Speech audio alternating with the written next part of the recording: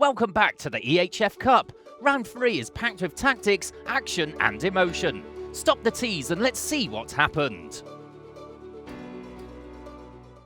It was an even matchup in the first 20 minutes between Silkeborg and Melsungen, but towards the end of the first half the efficiency of the host plummeted and Melsungen could build a lead, which they held until Silkeborg turned the game around by switching their defence to a 6-0, which turns into easy goals.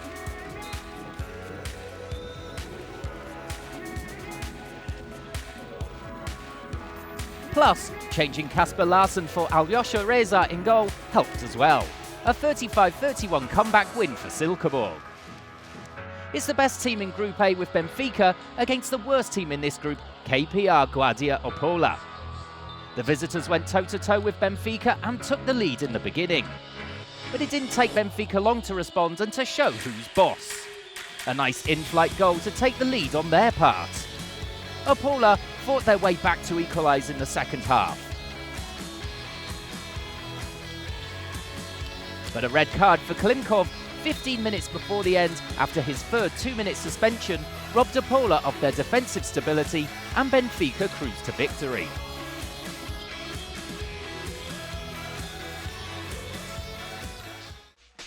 Group B starts with the coaching debut for Leuven team manager Oliver Rogisch together with Michael Abt on the bench of the Germans after they parted ways with Christian Andersen on Saturday. But the home side, Liberbank Cuenca, were not in the mood for a debut party, leading most of the first half with Thiago Alves in the spotlight.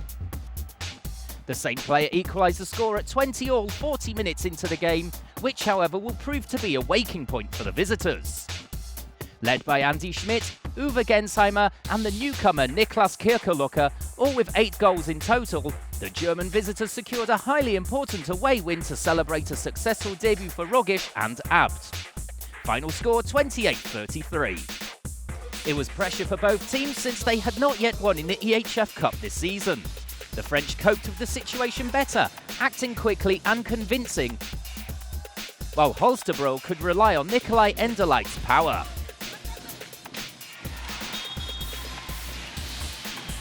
Still, it was 3-up for the French at half-time. Fighting spirit and fast breaks took the Danes back into the match in the second half.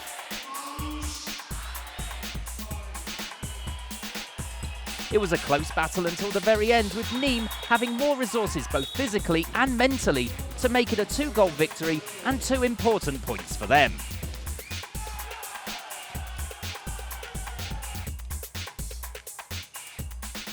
It was the clash of the undefeated in Group C between Nantes and Magdeburg. The hosts had an injection of self-confidence after defeating Dunkirk 34-15 in the French league, and Nielsen had a staggering saving percentage in that game. He carried his form into this matchup and helped Nantes stay in the game. But Nantes struggled with 2-minute suspensions and Magdeburg were able to carve out a lead that grew to up to 6 goals. But step by step, Nantes came back and again Nielsen was a big reason for that. Balaguer scored shortly after for 21-21 and a hot crunch time started. Magdeburg had the better of the finish for themselves because Nantes struggled with offensive fouls. In the end, a 31-28 victory for Magdeburg and top spot in the group. The second match in Group C saw Manolo Cardenas' side Ademar Leon welcoming the Slovenians Gorenje Velenje. Until the 24th minute, it was one-way traffic with the hosts keeping the control of the game, mostly thanks to the saves of Dimitri Potosky. However, the visitors, thanks to a phenomenal team performance, managed to reduce the gap to only 1 at the half. And Gorenje continued to perform after the break too. With this goal from Verdenek, they took what would prove to be a decisive 3-goal lead. Manolo Cardenas tried to wake up his team with an instant timeout, but Gorenje were focused and determined until the end and took a huge 26-23 win in Leon. We opened Group D with the matchup between La Rioja and the German Foxes. It was neck and neck in the first half between these two, as no team was able to secure a lead bigger than 2 goals, with Berlin trailing for most of the first half. Scott Junior netted 5 for his side as the home team took a 13-11 lead into half-time. The host came out of the locker room hot, building a 5-goal lead courtesy of this goal from Lazar Kukic.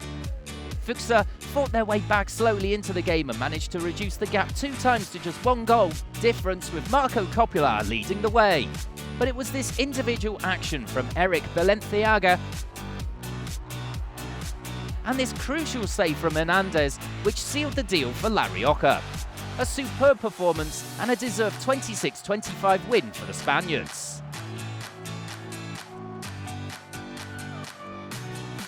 Even though PAOK haven't won a single game in the group phase so far, they started off perfectly against Tatabanya, leading by 5 in the 29th minute.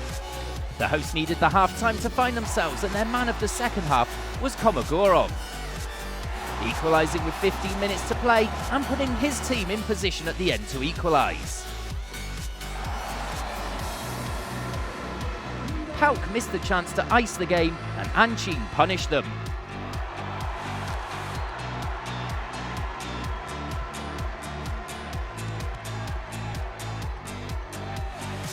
What a game that was!